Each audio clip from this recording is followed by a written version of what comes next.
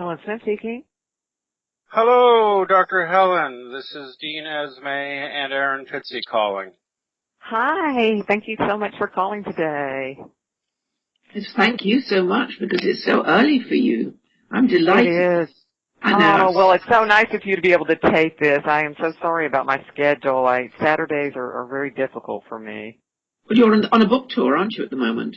I am. I'm actually in New York City, yeah, and they've got me booked like every day with like sometimes even 6 shows a day, and yeah. That is exhausting, actually. It is. I'm actually tired, but you guys are so great. I love your show, and I'm so excited to talk to you and everything. So, and Erin, I just love your work. I really appreciate it. Yes. I would just have a big question I want to ask your help with. Sure. When I go to LA to visit my son and his family, my daughter-in-law has a lot of friends who are all in their probably 40s, early 40s. Their problem in LA particularly, which I think you're going to be an expert to explain to me, men in LA, heterosexual men, can do what they call date, but this means that they can actually sleep with all the women they date at the same time, sort of thing. And this means that the women that come to talk to me are bereft, because most of them don't want to end up with sort of, serial relationships with men who essentially don't ever and will never commit themselves. They're all doing well, and these women are facing the fact that they will probably never have children. And they're all in their 40s. Yeah. A lot of it.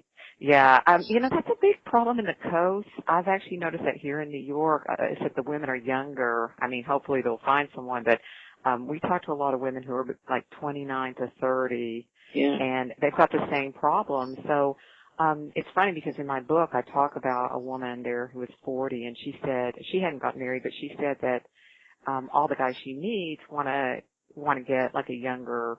They do want to get married. They just want to marry someone younger. So I think guys are waiting till they're 40, and then they're finding somebody maybe 29 or 30 to marry. But that's another issue. I mean, I think that's sort of almost a coastal thing too. That people on the coast, I think the men who tend to go there tend to be more that way. That's what I find. I live in the South. I live in Tennessee, and my sister lives there. I know really? Tennessee. Well, yeah. Yeah, no, but it's much straighter in Tennessee, isn't it? It's much what? As I can see, there's the family life is still fairly functional around my sister. Yes. It is, but the thing is it's surprisingly that, I actually read for the first time this year we have, there were fewer married couples in Tennessee in the state. So it's something like it's only 49% of the families now are married couples. It's mainly, there's 50% single and single moms or unmarried. So it is changing. Well, it's actually frightening in many ways for us here. We have more single-parent mothers in England than anywhere in Europe. Wow. Well, Dean, you probably want to be taping some. Do you want to get us started? Well, I suppose I should have told you, Helen. I started recording when I got to the front desk, so we're already rolling. I'll great. cut anything if you're not comfortable, but we're already rolling. Oh, okay. Do you all not introduce the show and? Well, since it's just pre-taped, when I do the show, I'll say we had an interview on Sunday with Dr. Helen Smith, and here it is. And then we'll talk about you and insult you and say horrible, nasty things about you behind your back. It'll be great. You know what? That is perfect. I would enjoy hearing that. No, it doesn't bother me. Nasty things. So Helen, have you had much of a problem with being criticized heavily by feminists for this book? You know something? People keep asking me that, and this is kind of unbelievable to me, but I kind of went into this book thinking that I would get attacked. Yeah. Believe it or not, I have not been. I've had very, very few things, and in fact, one of the things I found is that a lot of women seem to be interested in the book and to kind of sympathize, and maybe it's the people I hang around with, maybe they're more sympathetic, and maybe I'm traveling in an echo chamber, but a lot of the women have been very, very nice. The only thing I'm seeing is, I know somebody did, some people will say, I hope she dies single or something, women I've seen, but it's very rare, and I've actually had a very good response from women, and they've been very, very nice. I don't really get much hate mail. Certainly not from feminists. They seem to overlook me. I don't know why they don't seem to bother me much. Maybe I'm either low profile or they just don't. They don't seem to come after me. Mainly what I get in my mail, my email or anything else, are really letters, very heart-wrenching letters from men. And I know you have a lot of those with the work you all do. I see that all the time. And the stories, but that's what I get. Mainly what I'm getting from men now is thank you so much for somebody at least standing up. Yes. And one of the things that, I guess one of the things that bothers me is I am a woman, and that's fine. And I think whoever needs to stand up should. But it would be great to see more men be able to stand up, but I think at the same time, they get shouted down a lot more than a woman. What is your opinion on that? If I could interject, I find that men are easily shamed. That seems to be a power. Women can shame men, and men take it to heart very quickly. We're used to thinking of men as insensitive and thoughtless, and when in fact they're very emotional creatures, and they're very easy to shame into silence. And I think some of the more hateful feminists, especially, know this instinctively or not, but we are seeing a lot more men willing to stand up, and I think the more of us who do stand up, as you're doing, the more men will stand up. I mean, Erin's raising a concern about all these single mothers, and I don't know what your opinion is, but I think it's pretty obviously overwhelming that children of single mothers, while many of them do fine, the outcomes are enormously negative when you look at the whole social spectrum. I don't know if you would agree with that. Well, what we're seeing now, in theory, I'm not really against single moms, but the problem is that what we see is when you see the studies where you see that 40% of women are breadwinners. I was on Lou Dobbs' show the other night, and one of the things he said, he's on Fox News, and it's like he pointed out, these are not breadwinners. A majority of these women are single mothers. I think it was something like, of those 40%, a large majority of them were single moms making something between $17,000 and $23,000. And a lot of those women are taking money and using the government as their husband. And I think that's where the problem is coming in, is that we're all subsidizing that, and at the same time, we're not allowed to judge that at all. People almost put single moms on a pedestal in our society, and I don't know, maybe Erin can speak to this in England, but yes, I can. Sorry, one of our problems in England is that the state really has taken over the role of the father, and single-parent mothers. Essentially, most of the people I deal with have come from violent households, violent childhoods. They have no idea how to make a relationship. They have no model, and all they know is violence and doing what they want to do, and they're taking no responsibility. This happens to both men and women. So the problem is these numbers of children are growing up, children of violent families, and they're dangerous because they haven't been socialized. And I've been a single-parent mother, and I know how incredibly difficult it is to bring up girls and boys without a father's safe arms. And one of the problems with bringing up a boy is that I'm a woman. I cannot father him like a man can father him. Fortunately, we had a big peer group of older boys for him. But my feeling is it is becoming an absolute disaster. Yeah, and I think that's wonderful, and I do tell people, as a psychologist in my practice, I think one of the things is that if people, like you say, if a boy has male role models in his life besides the father, that can be helpful.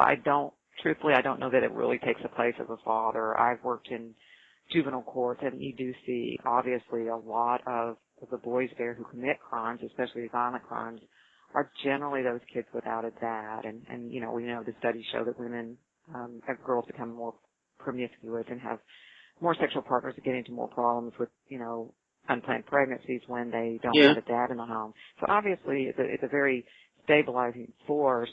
At the same time, it's very difficult. And one of the things we were talking about earlier, what's really difficult is that women right now, really lovely women, cannot find a guy. I agree. And so I think and it's what's happening in my book I talk about on Men on Strike is a lot of guys are just opting out because the rewards are so low, and the punishments and the punishment and the problems are so high if they do get involved with women in marriage that a lot of guys I do think are opting out. And I think we need to make a marriage a better place for men, and it begins with the legal issues and the cultural issues. I mean, we look at young boys in schools. It starts there where we're telling boys that, they're potentially rapists or they're perverts or they're, I talked to a young man the other day and he's 14 years old and he said that he wanted to start a boys or a men's, boys group in his school, and they told him no, even though, they have a girls group and they've got the African American group, they've got the Latino group, but he was not allowed to have that. And he said all the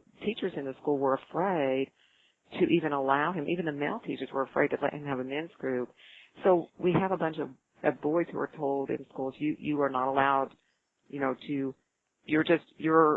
though sometimes they're the minority, they're told they're the majority, they're told that they're oppressors, and I think that they're taking in this sort of men are bad feeling, and I think it leads to a lot of guys sort of opting out and realizing that, their relations with women are becoming more strained. Mm. Well, you talk about this in your book, Men on Strike, and some of the things you go into. I'm surprised you haven't gotten more controversy, because even though I actually agree with every word I've read in this book, and I've read it all the way through, you're saying things that make people uncomfortable, like in My Body, My Choice and Why Men Won't Marry. The real question comes in. I mean, we were just talking about states subsidizing low-income mothers, which is one thing, but in another form of state subsidization we don't like talking about, but is true, is when the family courts are used to financially devastate a man. Exactly. And possibly take away his children. And why would a man take that risk? I mean, that's a good question, and one of the things I was fascinated by was Politico had a story about my book, and one of the things that they found was a statistic that said that the government spent here in the U.S. spends something like $15 billion to help collect child support, but they literally spent only about $10 million to help men get visitation rights for their kids. So you're right, there's a huge funneling of federal and state monies towards what usually are rights for women, whether that be, child custody, and child support. But at the same time, men aren't getting their rights, and they aren't. So yeah, I think men are weighing these rights. And look at it, even if people say, well, how many men are really doing this? Well, say it's about 8%. When you look at the Pew Research studies and you find that right now, men who say that marriage is the most important thing in their life is somewhere around 29%. Women, there's something like 36% of women say that's the most important thing for me in my life. So you've got a discrepancy of 8 or 9% in the younger ages. But the staggering statistic is that for men who have never been married, who are 30 to 50, 27% of those men are now saying, I don't ever want to get married. And we've only got 8% of women in that age group. So going back to what Erin was talking about at the beginning of the show, women who are 30 to 50, they want to get married. Those men in those age groups, 27% of those, that means almost coming towards a third of those men never want to get married. And that's a big discrepancy. And so, yeah, I think some of these incentives and what you're talking about, the risk that you would have to take, not only financially or legally, but in an emotional sense, because men do have a lot to lose out on, because the culture does not support marriage for a man. Anything that he does, like you say, Dean, he can easily be shamed. If a man cheats on a woman, it's fine to go after him with a club and with a golf club, like we see Tiger Woods. But if a woman cheats, it's somehow the man's fault. And so there's so many ramifications where just psychologically men just don't have a lot of rights in marriage. And you see a lot of people, and they'll say, well, not all women are like that, don't worry about it. But we're not talking about what an individual woman will do. We're talking about what the society and the legal system are doing to incentivize.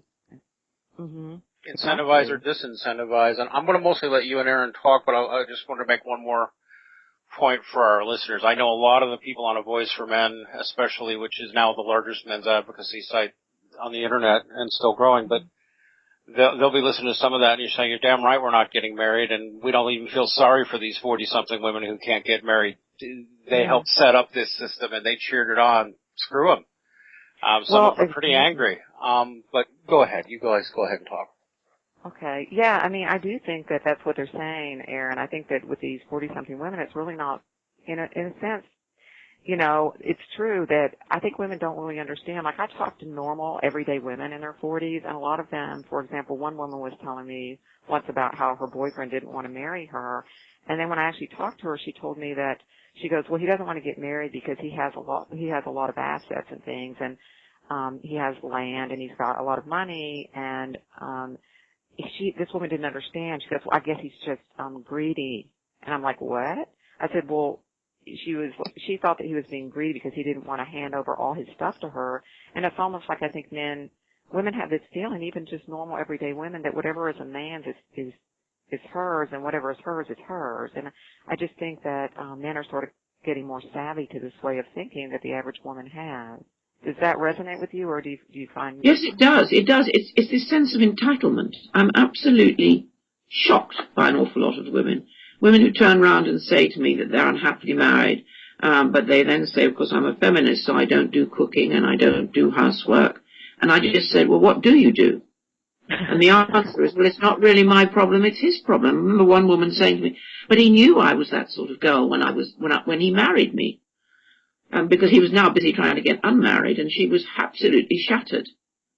We have the other problem for a man is, I think, is that when the moment he is in a relationship with a woman, not even married, just living with her, after a couple of years, that now our feminist ministers are bringing in a law to give a woman equal rights with marriage when a man comes in to live with her. Yes, and that's what I'm worried about, is exactly the common law marriage. And I wonder, right. I wonder what's going to happen, yeah.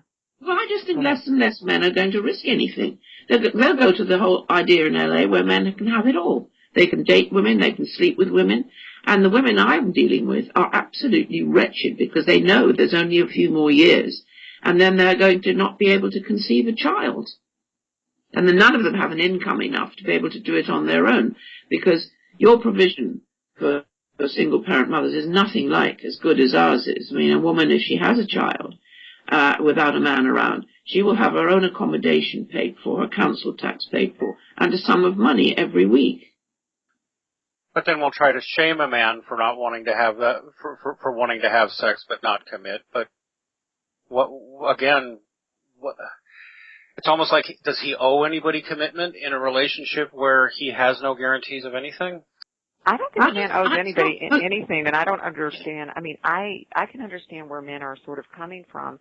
At the same time, what people turn around and ask me is they say, well, it's really because women are allowing, like, men can just get sex, and it really bothers me when people just say, well, men are just really looking for sex, and that because they can have that, that's why they don't commit, because I don't really think that's true. What most of the young men in my book told me was that the fact that women have sex with a lot of guys makes them more wary, and the reason is because they don't have any rights, and because it's such a big risk to get married. If they see a woman that does sleep around on them, it's such a warning sign of, because he knows that after the marriage, if she did something like that, he has no rights at all.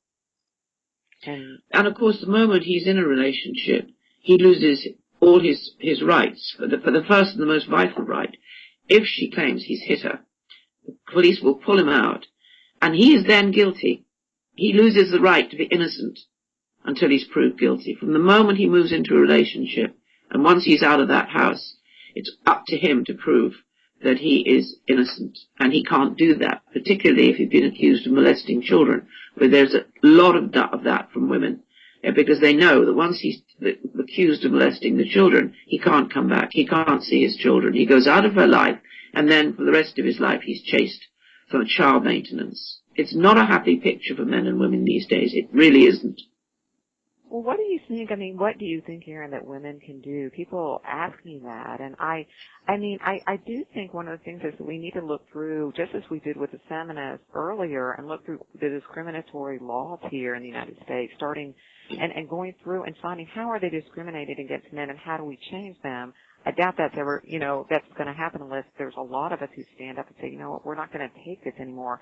I think the thing is to start on a small, in small baby steps. One of the things I see here that's appalling is the due process rights that have been taken away from men in the colleges here.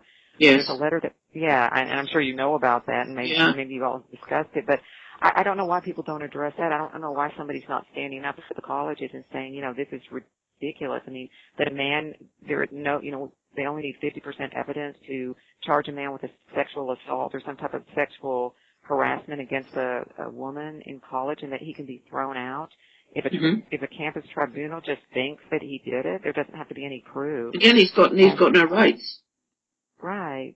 But I don't understand why people aren't standing up to this. I think it's just not, honestly, I just think it's not something most men think about. And nobody talks about it. We don't have any education classes except to let people listen to A Voice for Men. But other than that. But my problem, honestly, Dr. Helen, is that, for instance, I have a young girl that I took to university in the north of England. Very brilliant young girl. I picked her up a year later. She was spouting all the way down radical feminist and her hatred of men. You see, they're brainwashed once they're in universities, the girls, because so many of the tutors are radical feminists. And so all across the country, this dislike of men.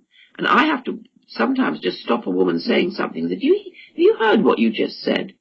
Underneath it all, you don't like men. And then she'll protest. But the fact is, for the last 40 years, what have we heard about men?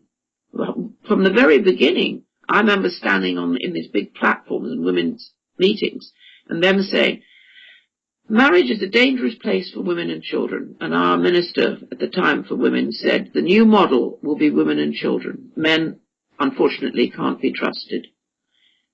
So for all these 40 years, there has been this miasma of hatred and shame and anger against men.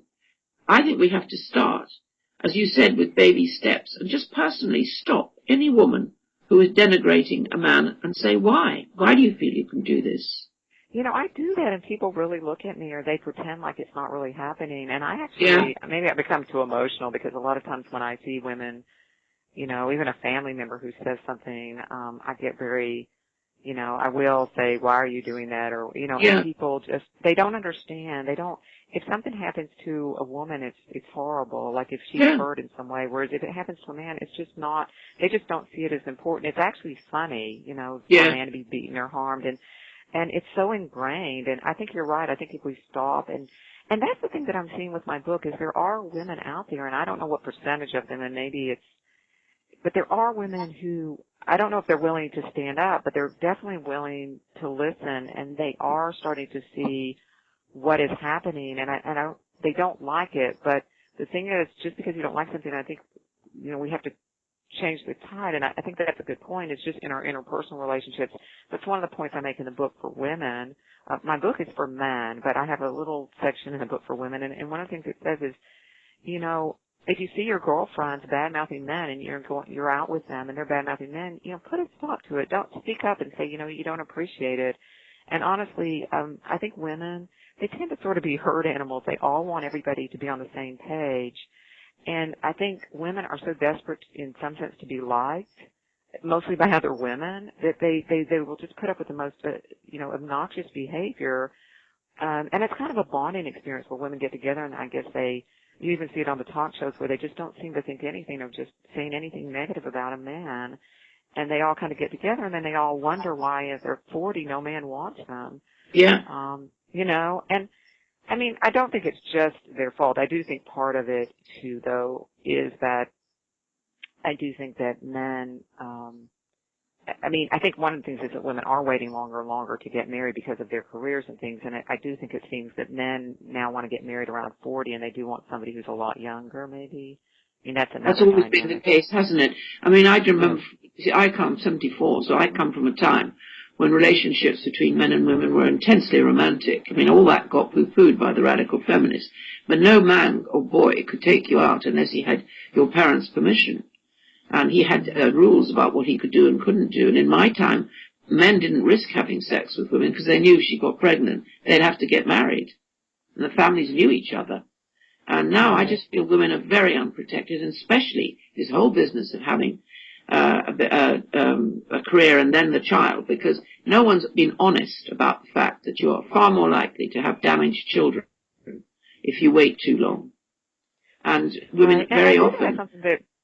people are talking about that here in the U.S. There is some talk of, letting women know they do need to be, younger when they have kids. However, they do, but people don't, I think they don't like it that much. But I have noticed there is a change of women. And the thing is, women, I think that's one reason women, younger women more and more do say that marriage is an important thing in their life. But the problem is the men don't feel the same way, so it's just a lot harder to find a partner when you're younger.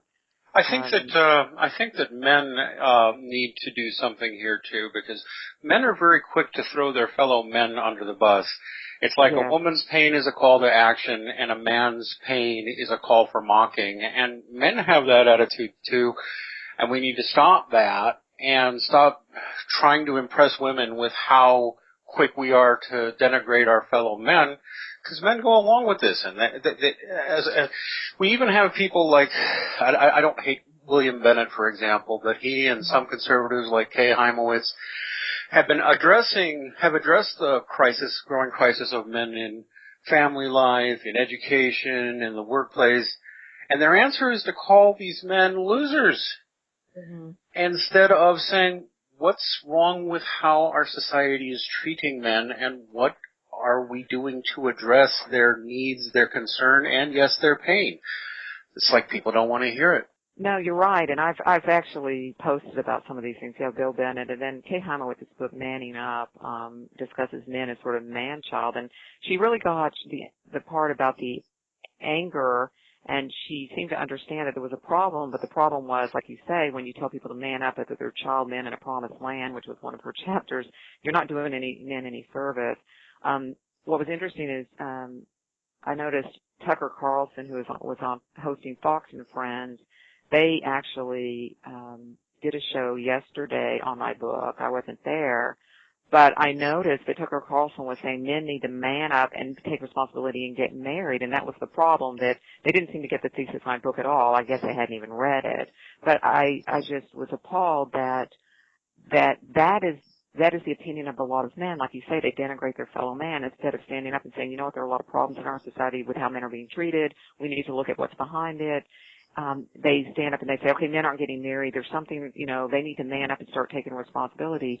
Well, who the heck's going to take responsibility for something when there is no, like people say, well, a man needs to get married and just be good to his kids. Well, how can he be good to your kids if a wife turns the kids against you and the courts help them along and assist them?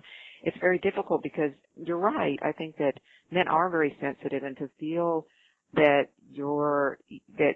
that the caring and the love that you have is not going to help you to, to keep your kids, or the courts may take your child from you. I mean, it's really a terrible thing. And to know that basically the child almost, I talk in the book about coverture, and that's in the 19th and 20th century, where coverture is where the old English law and American law, where the rights of the marriage were subsumed by the man. He held the cards and the rights of the marriage in his hands. Today, women hold the cards, and they hold the coverture in their hands. And, because of that, it makes it a lot harder for men to want to engage in this, But in a way, why would he, when he knows that the result of even the slightest quarrel can be denigrated and be told that he's a woman basher? Because even if he raises his voice now, that is domestic violence. I've been arguing about this for ages. So a man knows when he gets married, whatever happens, he's one phone call away from losing everything. Now, and it's even interesting that you mentioned the old coverture laws. Some of those are still in effect, and what's little known about those coverture laws is they contain protections for women, as well as giving certain rights to men. A lot of coverture laws are still active. They just stripped out the parts that were disadvantageous to women, but left in the parts that were disadvantageous to men. Like, for example, here in the state of Michigan, where I live, if there's a marriage and property is owned, a woman may sell the property without telling her husband, but a man may not sell a property without telling and getting the consent of his wife. It's a little bit of obscure trivia, but it's because the parts that were discriminatory against women at all are gone, but the parts that were discriminatory about men are still there. Wow. Unbelievable. And, I think you all had it up on your site, but I know I've read before that, and I think Warren Farrell talked about this, but one of the things is that even the old coverage law, it's one of the reasons people don't realize that men actually didn't have it so good, at the turn of the century. What was happening is if a woman acted out in some way or did something that was illegal, the man was put on trial. The man was held responsible for what a woman did, and he could be jailed for that.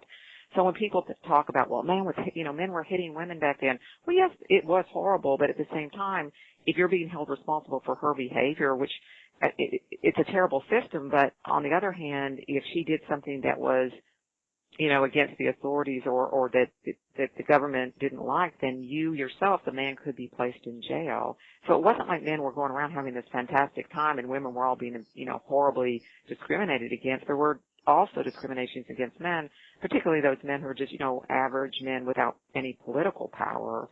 And I think a lot of times, what I find interesting is just that the average man is sort of what we're talking about in our society. I think higher level men, part of it is I've talked to higher level men, and a lot of them say that feminism has been great for them because basically all the women want a higher level man, a man who's educated, makes a lot of money. Those guys can really sleep around. But what they don't realize, except for some of them, is that yes, you can do that, but you're still you're still, the courts are not going to be in your favor if something happens. If you're charged, for example, you see all the the NBA players and those kind of guys. If you're charged with a rape or a sex abuse, I mean, you're still held to a high standard, even more so maybe if you're wealthy or if you're high status. Well, and the fact of the matter is that surveys have been done on this, and most men, when asked, say they would like a long-term steady relationship with a girl or woman, and they would like those things, yet they're not doing it. And answer one is, well, they're immature boy men who won't man up. But the other is, why the hell would you put yourself through that? And I say that as a married man, okay, and a father. But I look at what my son's got going ahead of him, and I go, I'm afraid for him. I think a lot of men and women are afraid for their boys because they know when you have a boy, you really know that. He's at a disadvantage in a lot of ways in the school systems, in the colleges, in the, just in the legal realm of marriage and relationships. And it's, I think that the fact that mothers have sons, maybe that might be some driving force, but it's too bad that women can't just stand up even though they don't have a son, I think women are very frightened. A lot of women will say to me under their breath, Erin, I'm not really a feminist, as though if you're not a feminist, somehow you're not a real woman. Because so much has been absolutely brainwashed into this great religion, really, and it's an angry religion. And so many women say to me, I'm a woman with attitude. And I say, this is very tiring. Could you kindly not have an attitude? Could you just be a nice woman who is feminine and likes everybody? But there is this whole movement, isn't there, of women who reach for male power. And in reaching for male power, it brings out the worst in them, as far as I can see. Sorry, that's my PC Brett going down. I'm going to have to leave you because I'm going off to an appointment. But I've loved talking to Dr. Helen. Thank you, Erin. It was so lovely talking to you, and I look forward to reading more about your work. I'm sure you have other things to do too, Helen, but I'm hoping that when things settle down a little more for you, maybe we can have you on the show live and take a few calls. Okay. Sometime. Hopefully the book is doing well. It is a hell of a book. It is a hell of a book. I plan on writing it. I still haven't written my review, but it's going to be a hell of a review. I look forward to that. Thank you. All right, Helen. Well, thank you for getting up early on a Sunday morning when I'm sure you're exhausted. And no problem. We'll talk again soon, okay? All right, Dean. Thank you. Have a great day. I'll say hi to Glenn. I will. Have a great day.